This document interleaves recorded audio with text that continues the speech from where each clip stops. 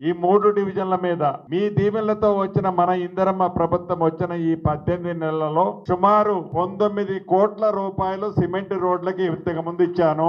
ఇప్పుడే 1 కోటి 2 డివిజన్లో శంకుస్థాపనలు చేసుకున్నాం. ఇంకా ఒక్కొక్క కోటి రూపాయలు ఒక్కొక్క డివిజన్ కి టెండర్ల స్టేజ్ లో ఉన్నాయి. అంటే ఈ మొత్తం కలిపితే సుమారు 23-24 కోట్లు మీరు ఈ ప్రభుత్వాన్ని ఎన్నుకున్న ఈ 18 నెలలలో మీ ఇళ్ల ముందు సిమెంట్ డ్రైన్లు గాని సిమెంట్ రోడ్లు గాని వేసిన ప్రభుత్వం ఈ ప్రభుత్వం. ఆనాడు 10 సంవత్సరాల్లో కనీసం ఒక్కొక్క డివిజన్ కి కోటి రూపాయలు కూడా ప్రభుత్వం ఇయ్యలేదు.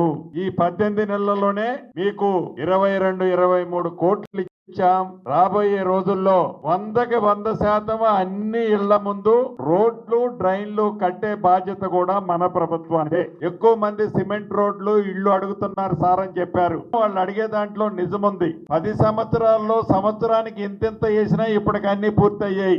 వాళ్ళు వదిలేశారు. వదిలేసిన దాన్ని మనం వదిలేయలేము. పేదోడి కష్టం తెలిసిన ప్రభుత్వం, పేదోడి బాధ తెలిసిన ప్రభుత్వం, పేదోడికి అండగా ఉండే ప్రభుత్వం కాబట్టి ఇళ్లు కానీ అదే రకంగా రోడ్లు కానీ వేసే బాధ్యత మీ ఇంటి పెద్ద కొడుకుగా నాదే.